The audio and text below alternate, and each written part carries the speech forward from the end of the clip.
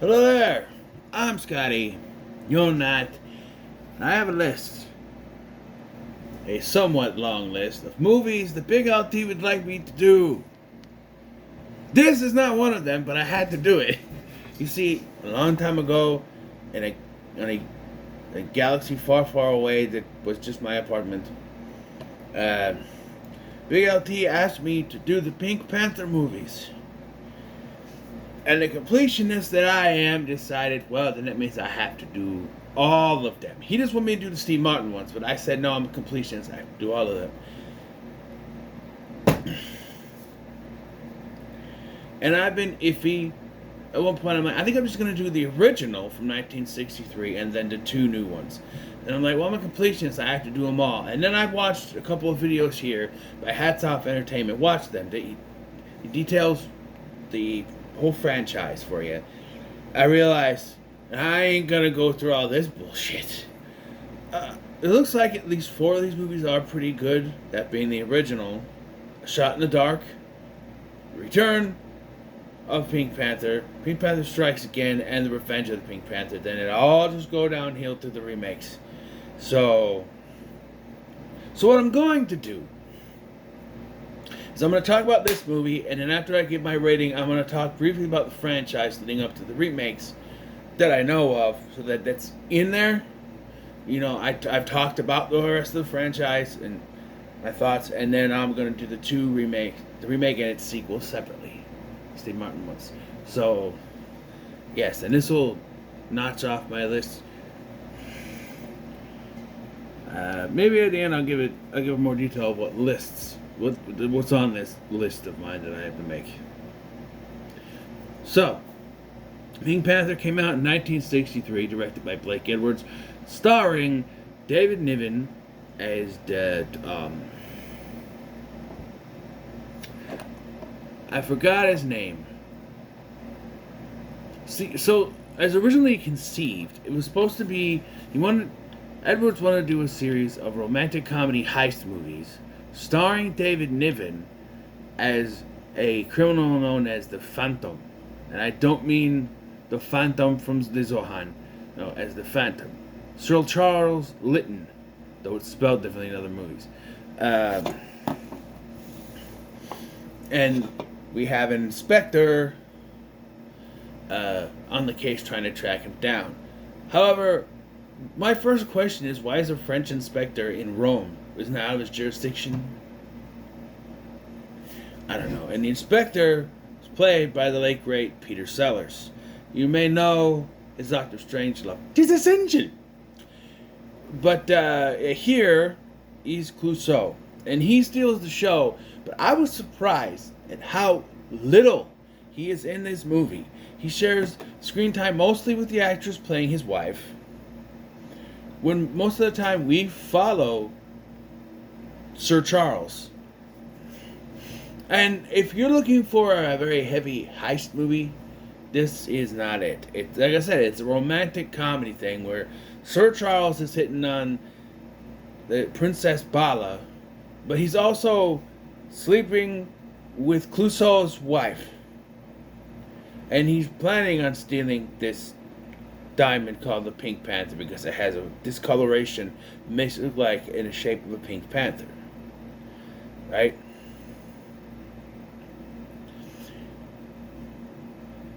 And then Robert Wagner shows up, and I didn't recognize him. I'm like, this young dude is his nephew George, who Sir Charles is Americanized nephew George, Americanized nephew, as he says it. And I'm like, nice young actor. When he smiled, I went, that's Robert Wagner. That's number 2. Because he's like, I'm like, I know that smile. That's Robert Wagner. That's number 2. Yeah. So like, yeah. And the movie has the slapstick, but it's not the signature slapstick that you would come to hope for from the films, because that would come, A Shot in the Dark would start that, and then once you get to Return of the Pink Panther, that's really where it sails off. No, yeah.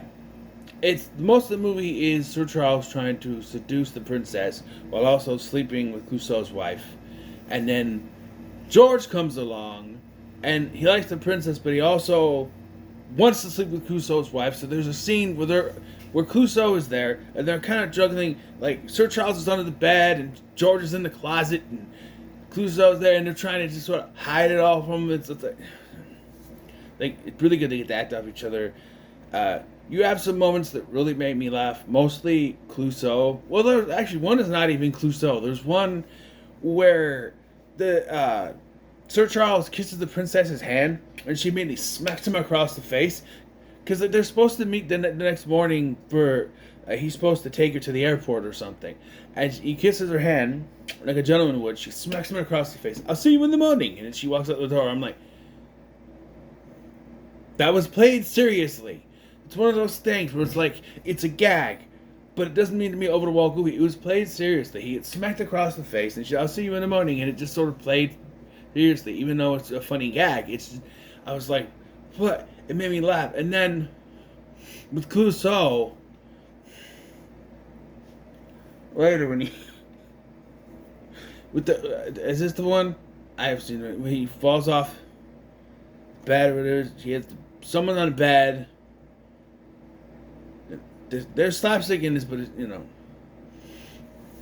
There's also a whole sequence later in the film when the heist happens where it's like Clouseau is dressed as a knight trying to track down. Cause like the whole thing is they're at this party and Clouseau knows that Sir Charles is there, but at this point he knows Sir Charles is. Oh, that's another gag. He figures out you must be Sir Charles. He goes to Sir Charles's room.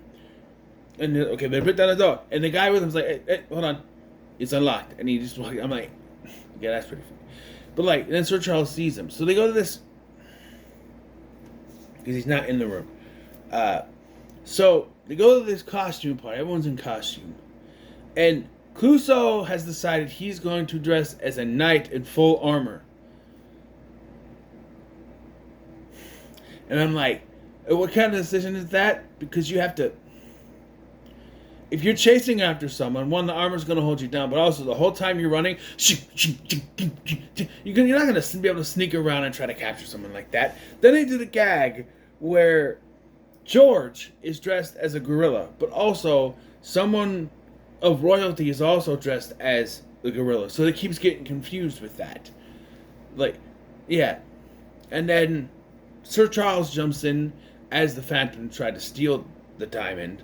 When both he and George get there, the diamond is already gone because, as we find out later, Princess Bala took it out of there and hid it somewhere. And then we'll get to the ending, but like, yeah. But there's a lot of elements that you would, you know, like he doesn't have really a boss or a sidekick or anything like he would in the later films. He'd get Kato or Kato and Inspector Dreyfus or whatever, but like. Dreyfus. But like he's just Clouseau. And Peter Sellers does a pretty good job in the role. I think he sells it well. Think of Leslie Nielsen does his slapstick.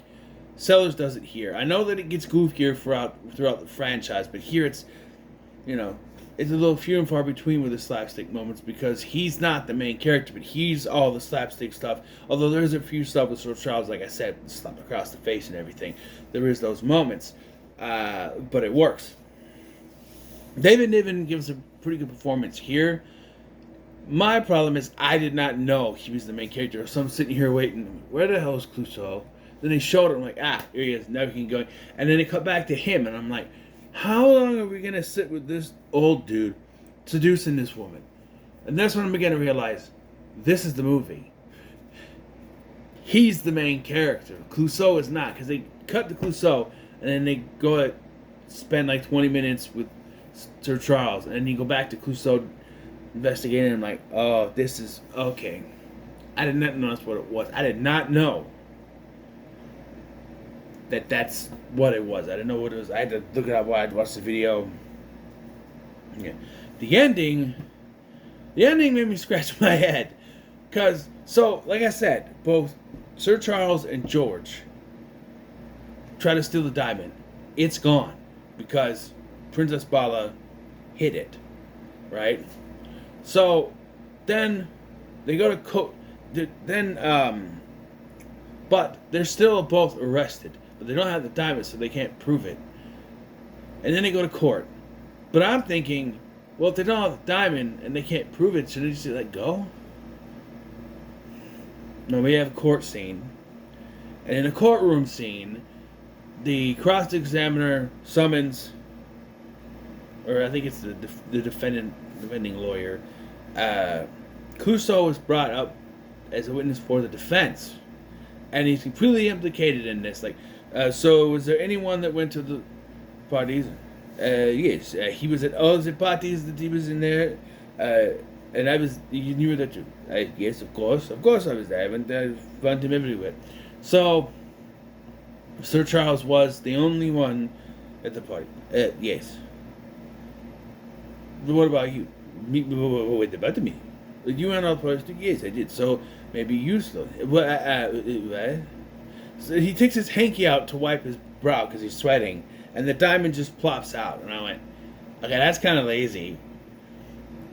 And then he faints, and I went, okay, they're not going to believe him. Obviously, this was set up. But no, the next scene we see that Sir Charles and George are free to go, and Clouseau is getting arrested, and I went, huh? Yeah, and they're like, all these women are swarming him. But there is a line by Sir Charles where they're like,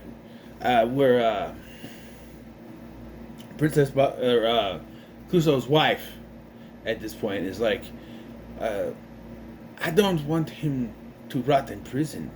And Sir Charles goes, oh, it takes a long time to rot. Besides, when the Phantom strikes again, he'll be let go, free and clear. So it's like, okay, you got away with it, but now you're still going to commit crimes. So what was the point of framing him if you're going to commit more thefts? And, well, obviously it wasn't him. And who's the first person they're going to point towards? Sir Charles. Hello? That makes, or one of them. Maybe he'll frame George. I don't know. But it was a weird ending. And I do like, at the end of this, where the two cops in the car goes, how did you get away with it? It was easy. Even though he didn't do anything, but yeah, like, it was like, wait, are you going to jail? Well, yeah, for a few years, but you'll be out. I don't know how long they get for that, but yeah, that's how the movie ends. It's sort of, I liked it. But it's not what I expected. I expected Clouseau to be more front and center, which is what the sequels are.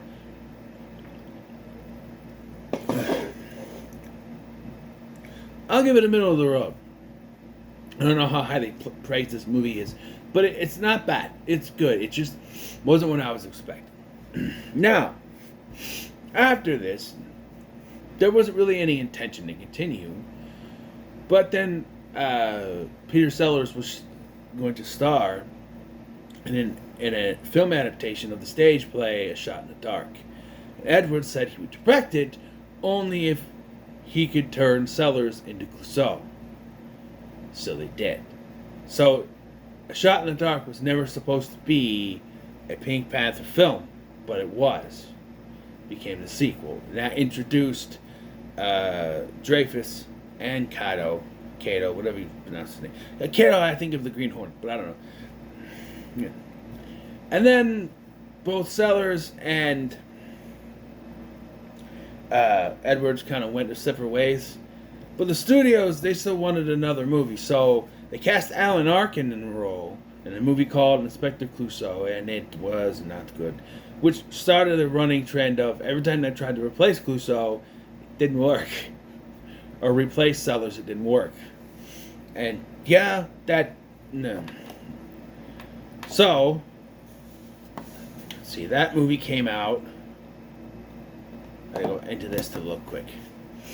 So, Shot in the Dark came out in 1964, a year later. Inspector Clouseau didn't come out until 1968. It wasn't again until 1975 that they decided, let's do another one.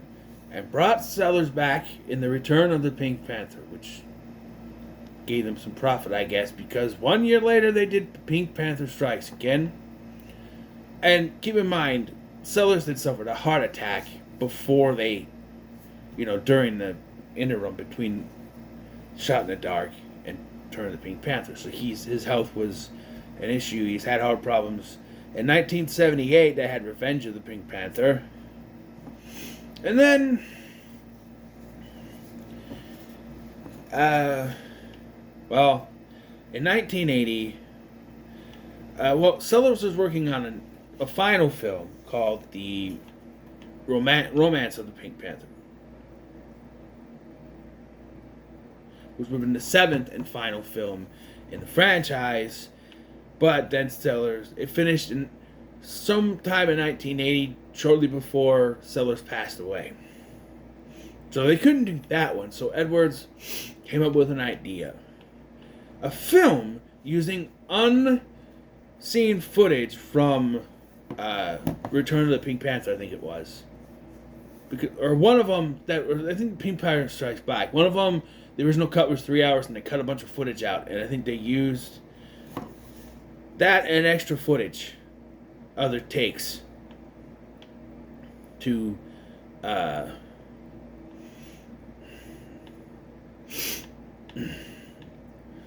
film his part. And it actually stars Joanna Lumley as a journalist named Maria Juvet, whatever, who is trying to find Inspector Clouseau. Though Dreyfus would rather him not be found, but who cares? And it didn't do very well. But didn't stop them, because they made The Curse of the Pink Panther, which was supposed to set up as sequel spin-offs. So Clouseau is still missing. So they, in a way, Clouseau is still missing in a way. They brought in a new detective from America, from New York, named Sergeant Clifton Slay, played by Ted Wass. And he was brought in personally by Dreyfus, because he wanted a bumbling person who wouldn't be able to find him. This features a gag I've seen where, apparently it's a recurring gag because I've seen it twice, where Dreyfus gets knocked out of his office window. Why would you have an office window open like that? There's also a part where Roger Moore plays Clouseau as Roger Moore. Litton is also back in this one, now spelled differently.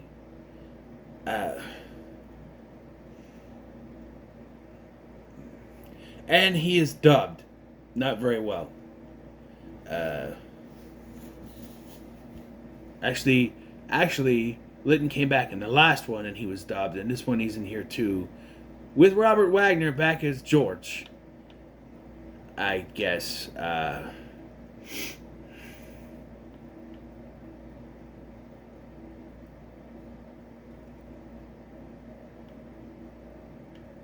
And the wife, who's now married to Litton.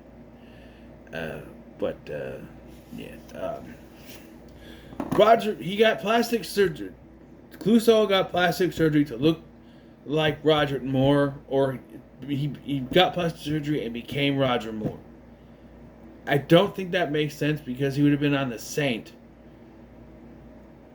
during or before the time that, unless there's two Roger Moores and one of them is Clouseau. I don't know. But this one also did not do very good. So no American spin-offs for you. Fun fact, before Ted Wass was cast, they actually wanted to have John Ritter play the role. And I don't know. I think it would have worked, but also might have been distracting for someone as big as him. But, a decade passed from 1983 to 1993. We got Son of the Pink Panther, starring Roberto Panini as Inspector Clouseau's illegitimate son,